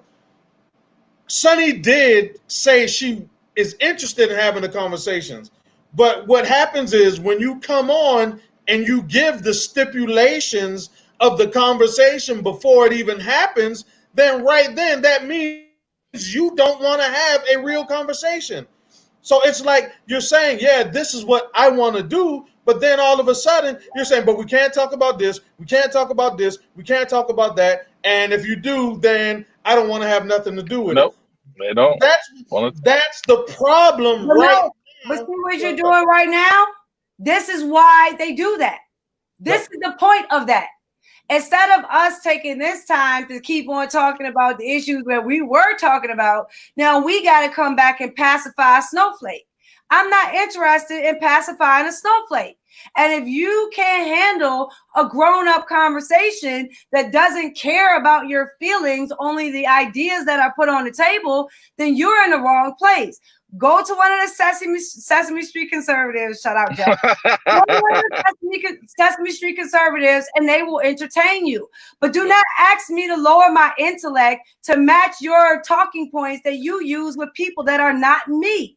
So if you want to have a conversation with me, then you come to my level to have that conversation. I'm not coming down in the freaking pig rack with you because you think that that's what's going to happen. That's not how I operate. And you need to stop operating like that too. You ain't got to defend me, Shakem. I'm good at it. Hey, you know, and I know you good at it, Sonnie, but you know, man, I think it's a natural instinct for brothers like us to really defend.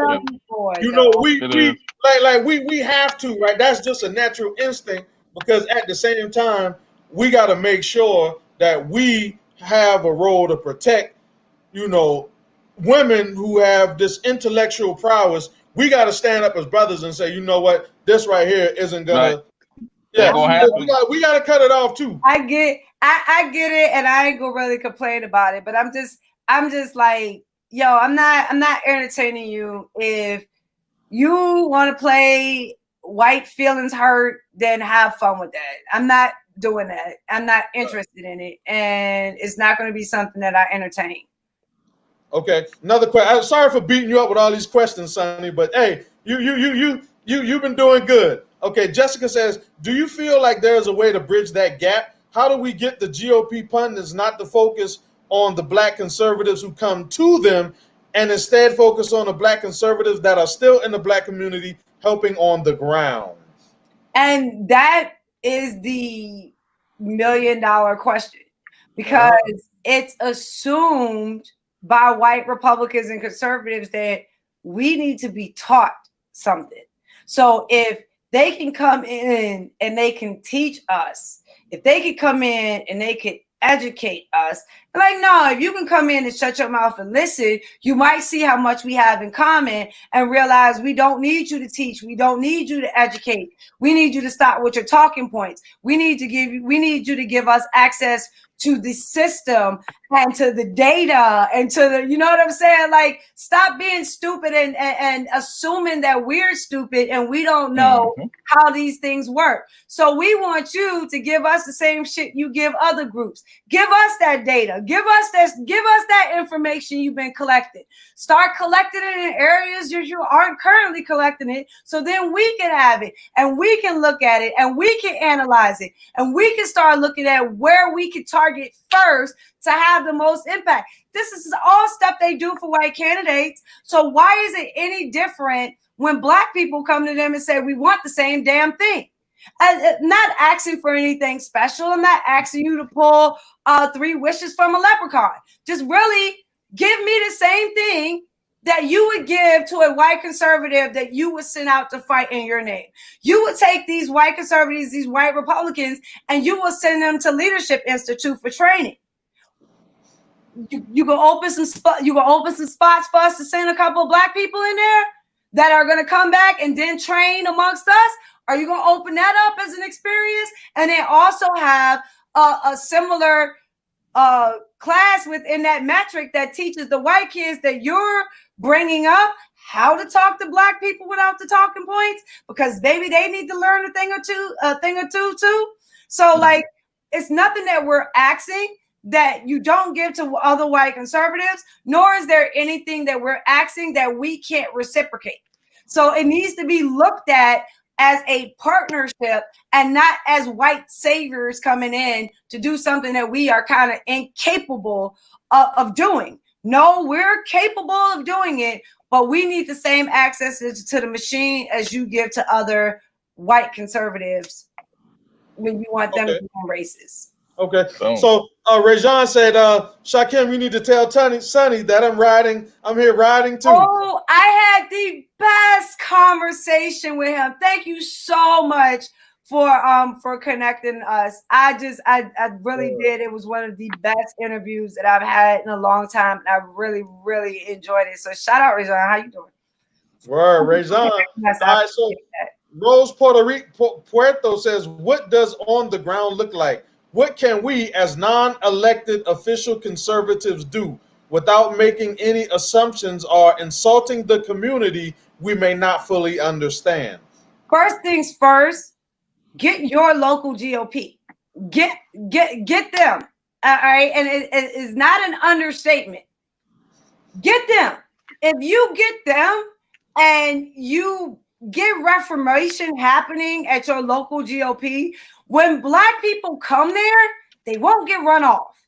You know, they won't get turned off. Their stomach won't twist by being there. Make your local GOP an actual hospitable place for Black people to come in. And most Republicans assume that that's already the case. And I can tell you, it is not the case. That is not the truth. That is not how these parties operate. So go into your GOP, your local GOP, first and foremost, before you do anything else, and actually see how it's run, see how they operate, see how they talk, see what they target. And then after that, if your district is safe, if you live in a red district and y'all don't have to worry about it, you know your seats are locked down, then take your GOP and then lend it to somebody in one of these communities. And then Sonnie, they will give you the blueprint about how it should work, how it should look, and you can get training and experience in that way. But a lot of these red districts, they don't have to do anything because their district is red. You need to start taking those that workforce and actually started putting it into other areas. That is how you build relationships, and that is how you build the networking block to bring it all together around election time. So first and foremost, go to your own GOP and make sure that they are operating properly, because I can promise you 90% of GOPs around the country are not. I went to the GOP out here in Nevada, and I told them that, you know, I got a strong voice in the Black community. I got a lot of, you know, as far as I'm respected, just how, you know, we all three of us on here, we don't go on social media and cry about getting called names by other Black people. But so I went and I presented, you know, building a relationship between the GOP and the Black community, and they looked at me like, that's nice, but no, that's not what we want. So I was just like, well, let me take my bag and go. And you really, and actually, before anybody says what doesn't happen, go to your GOP before you tell me what does and does not happen. Because most white Republicans have never been to a GOP meeting. So they have no idea about how they operate, who is in power, and what those people in power actually believe and actually think, and why these campaigns are run the way that they are run. So you have no real basic function of how government works. So instead of trying to teach us, go in and actually learn yourself and actually reform your local GOP and make it a hospitable place, at least for debate. Like, nobody is saying turn your GOP over to black people. We'll debate you for it. We'll fight you for it. We'll have a conversation with you about it. You know what I'm saying? But you got to make it a hospitable place where those conversations can actually occur. And I know that it's possible because we do it every single week on Sonnie's Corner. And if you can start to build those kind of relationships where you're not judging everybody's character, you're not initially triggered and acting like a snowflake, then you can actually get to a place where you're having real conversations. And like that is the best, because then black people feel like we're heard and you don't feel like you're racist. And it's a win-win situation. So let's go for that. Right. And you know, I have a lot of people from the local GOP on my page, and reading a lot of their posts makes me cringe. I mean, I literally, everybody knows that. I mean, I do conflict resolution classes, I teach. Everybody knows what I do. And for somebody to have a rebuttal to me about what about black on black crime in Chicago shows that these are the most, and I've said that you are the most tone deaf people that I've ever talked to. No, they're not. This is why Candace get paid. This is why Brandon get paid. This is why, this is why these people get paid. They get paid to make the white people feel like that is okay. So honestly, you really can't blame the white people. You can say you're stupid. You can say you're following a false prophet. You can say that, you know what I'm saying? You can say a lot of things about the level of their intellect. You can say those things, but they didn't develop it out of a vacuum. They didn't pull it out of a thin paper bag. That's what they were told. And a lot of them are operating as that itself being gospel. And people get paid a lot of money to make that happen. So for us, it is, like I said, can we reshape our narrative? Can we change our narrative? Can we define our narrative? And I'm not going to look at them and think that because they exist, we can't win. I'm like, yeah, okay, good luck, game on. But just because I don't move on social media like a loudmouth don't mean things aren't in motion behind the scenes to actually accomplish the things that I want to accomplish. I learned a few things over the years, and putting those things into practice and making sure that they're built on solid foundations and that they are going to operate the way that they were designed to operate. That is more beneficial than any set number of likes or retweets on a social media post. So I would take that actual effectiveness of building infrastructure over these momentary gains any day of the week. So this statement right here: Republicans want the black vote, but don't need it. Democrats need the black vote, but don't want it. She said Ann Coulter actually said that. Is that true? Don't want the black vote. They don't need it, but they don't want it either. It comes with work. They have to work.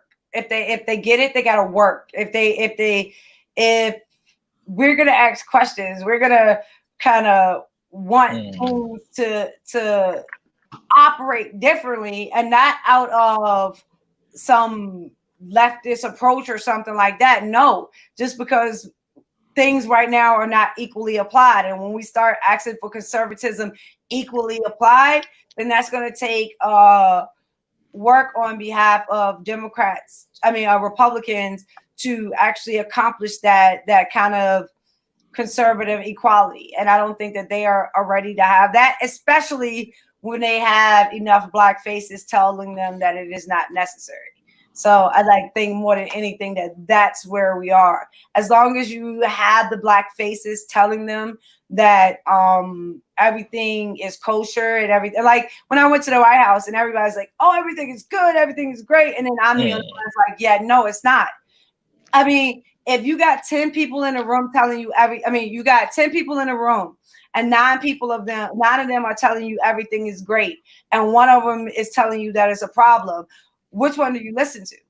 And I think for a lot of them, it's easier for them to listen to the 9 that tell them everything is fine, as opposed to really questioning themselves for the one that stands up. So that's how I see it. Okay, so I got a question for you. What do you think the narrative of conservative pundits or Republican pundits or whatever they want to get called, fancy names, they keep sharing black people beating up on white folks, or they keep sharing black people beating up on black folks, or just showing black people doing violence. What do you think? Like, what are they trying to gain off that? I got my suspicions, but I just want to, I want Sonnie's mind. They that's what they like. And this is why I laugh at them when they say things like fake news and shit like that. I'm like, yo, you really don't even see how much of a hypocrite you are, how much of a clown that you are. I can literally be like, the face of every school shooter is a white boy. What I mean, so what am I saying? Am I then stipulating that every white boy is going to shoot up a school? And if you say, of course not, you can't say, okay, then what is your point of what you're doing? Because it is your point of what you're doing. You are trying to say, look at the violence in black people. You are trying to say, you're not looking at that one person like it's an outliner. You're looking at it like it's indicative.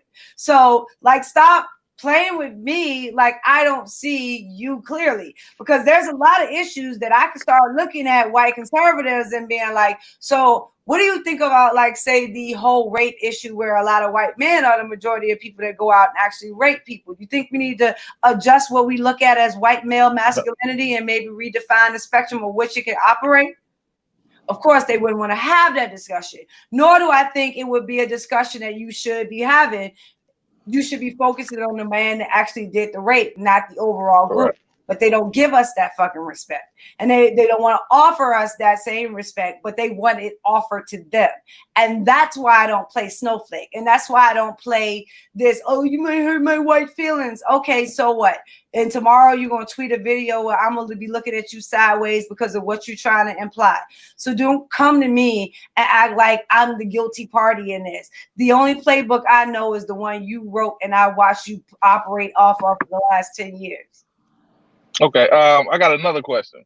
So it's basically a sidebar of that.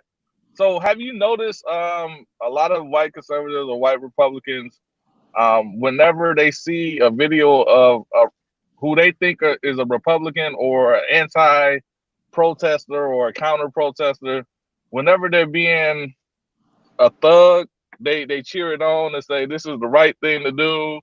But when it's the other side, being provoked, and they fight back, because I've been a protester for years. I just protested a couple months on opening up Vegas as far as the COVID situation. So when you have, do you see that they make their thugs heroes, and then they demonize the other side when they're as far as provoked?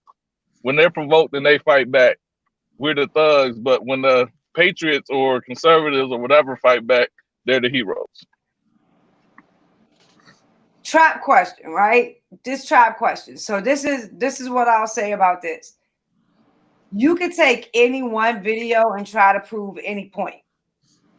So you can take a single video, and from that video, you can try to try to set any narrative or any point that you want to establish with that one video. I don't do that. I've spent my career not doing that, because not only do you often look foolish when you found out that it wasn't what you thought it was, and you speak on it before you actually get the backstory on what happened, but you look like a hypocrite when you call the other person out for doing it. So instead of doing and playing and operating that way, or if I did it, you would say, if you did it, I was like, that's freaking childish shit. Like, why would we operate that way? So the way that I do it is, what is the idea of the video, right? So whatever it is, what is the idea? If it is an actual idea in the video, then I can talk about that idea. So whether it be, does the crazy white couple have the right to wave their guns out in front of their house? That's an idea. So I can talk about that idea of what I think about self-defense of your protection of your house, your life. And I don't have to mention race. I don't have to mention any of that, but my shit would be equal. So I wouldn't care if it was a white family or if it was a black family or if it was a Hispanic family or if it was a Muslim family. I wouldn't care. That same standard and a principle will apply to everybody because I believe in conservatism equally applied.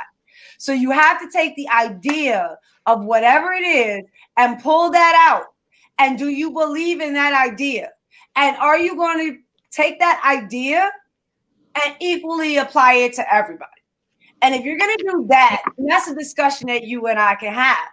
But if it's you're trying to play gotcha and you want me to play reverse identity politics with you so we can see who can claim who's scout first, yeah, I'm not interested in that. Like I don't understand how people call themselves adults when that's how they behave.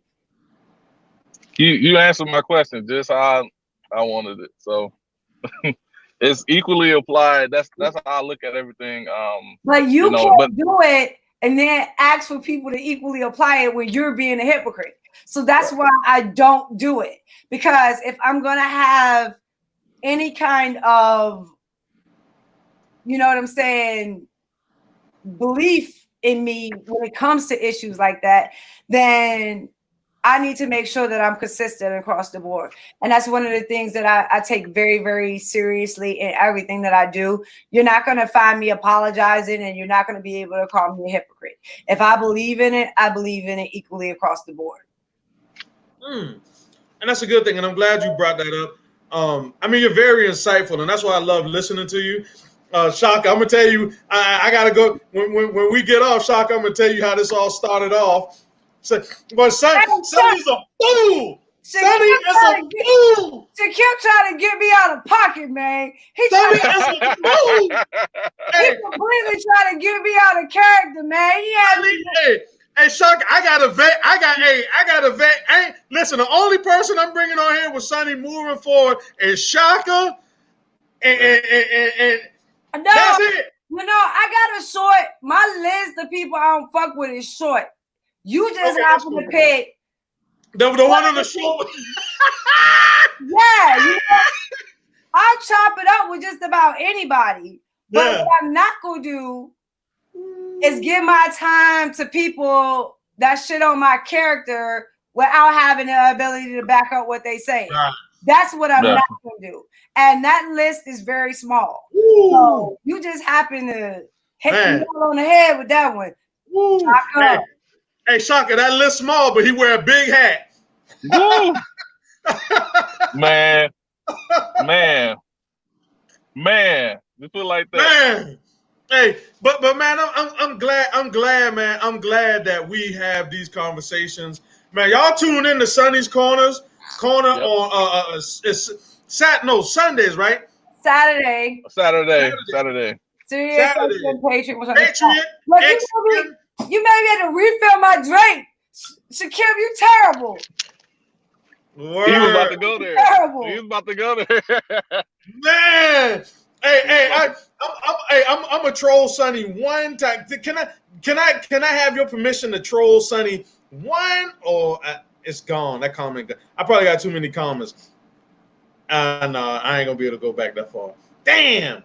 Never mind. Ain't gonna let me go back that far. But yeah, at the end of the day, man, I'm really proud, Sonnie. I look up to you, man. We look up to you. We love you. We want. You know, we really do, man. We appreciate your insight.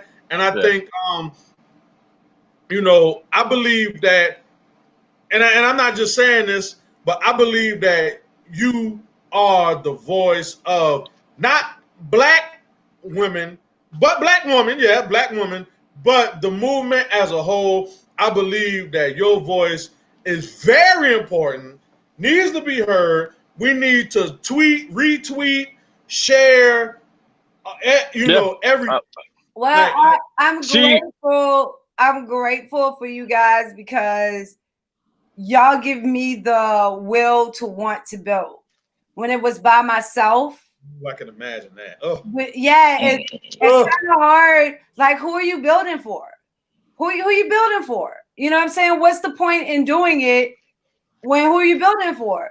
Now I see y'all and I see y'all rocking. I'm like, I could build some fly shit for them. And now it makes you look at the entire situation differently, just because now it's like, okay, now I see what I wanted to look like. I need to make sure Shakem can walk through that joint. He comfortable. He got the fitted on. You know, and then everything becomes, you are happy to do it, as opposed to looking at it like, what is the purpose in all of this? And so, like, I am a lot happier at this point because I get to share it with y'all, and that means the world to me. So what do you think about people like Michael Steele and Colin Powell? They like the long-term, you know, Republicans, and they're like, man, they tapping out. What do you think about them? They're like, man, we can't take this no more. This ain't how this. Like, it makes me laugh, because it was like, you were comfortable a week ago. A week ago, you was comfortable, and I'm not talking about in terms of being a Republican and playing the politics. I'm talking about in the circle, and that circle, in a way that circle operates. You can go into that circle and operate fine, and you would have no problem operating in that circle. Cool. Shakem, you're not going in that circle and being okay. Shaka not going in that circle and being okay. And Sonnie not going in that circle and being okay. And that's what we are. And the understanding of that is that your circle can't contain us. So when we get into your circle, friction starts, because you got too many components in that circle that don't belong. So now we need to figure out how the power contained within us can manufacture itself in that circle. And I think it comes more with cross connections as opposed to complete solidarity.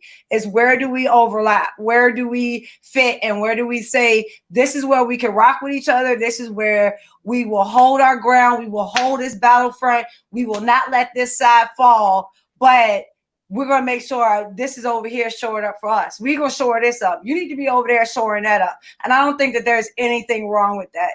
And if you have in the middle of that, the idea of the individual, the Constitution, and the Republic as those things that are all hands on deck when it's time to fight, and the rest of it, we can figure it out, I think that'll be a lot better. Right. Okay, Shock, you got any closing statements, man? Well, I wanted to say, not my closing statement, but I wanted to say before you asked the question about Michael Steele, I wanted to tell Sonnie that I'm 37 years old, right? I talk, and I can talk all day, but when you come on, I listen, and I take in everything, and it's like, I don't shut up for nobody. I don't take the back seat for nobody but my kids. I take the back seat and I listen because, you know, this is just me being humble. I know a lot, but I learn a lot from you. So the more that I cut, how that feel. The more I cut you off, the less I learn. So I feel like if I ask you something that, you know, that's not, you know, solid, or, you know, something that people want to know, I'm going to miss the opportunity of you saying something that I can learn and actually put in my toolbox to, you know, to move forward. So thank you for that. A lot of people, you know, I get inboxes like, you're not talking, you're not doing. I'm like, I'm soaking in the moment. Like, I answer what I want to ask, but y'all answering all the questions, so I'm still learning. So you can't talk while the teacher is talking. I appreciate that. Thank you, guys. Okay. Okay. Well, Bruce, Sonnie will be in Charleston. We just gotta. She coming, man. We just let me know when she coming. I'm coming to meet everybody too, but so we go. I have Crohn's, so when I have the opportunity to binge a little bit because I'm trying something new, I like to take full advantage of it. So you're gonna have to forgive me if I seem overly excited about that, because I don't get often where I get to do that. So when I do, I look at it, it's my version of Christmas. You know what I'm saying? It's my version of Thanksgiving where I'm like, yes. So you're going to have to feed me Like, Listen, I need to see what the favorites are in your area, and you need to feed me. Listen, the Community Resource Center is gonna be so jacked when Sonnie. Bro, I tell you, I'm gonna have the biggest block party, man. We're gonna have the water slides out, man. The kids, man. We're gonna have everything. Watch now. No, I make sure I get my hair braided for that one. Yeah, most definitely. Yeah, my homie got the big water slide, man. We got everything, man. Man, listen, man, we have the black block. I'm looking forward to it. Most definitely. Yeah, most definitely. All right, y'all, man. Well, we gonna be out, man. Appreciate you for coming on, Sonnie, man. Thank you, Shaka, man. This was a wonderful, wonderful, wonderful discussion, and I love y'all, and y'all take care and have a good night. All right, night. Peace and love. Peace. Yep.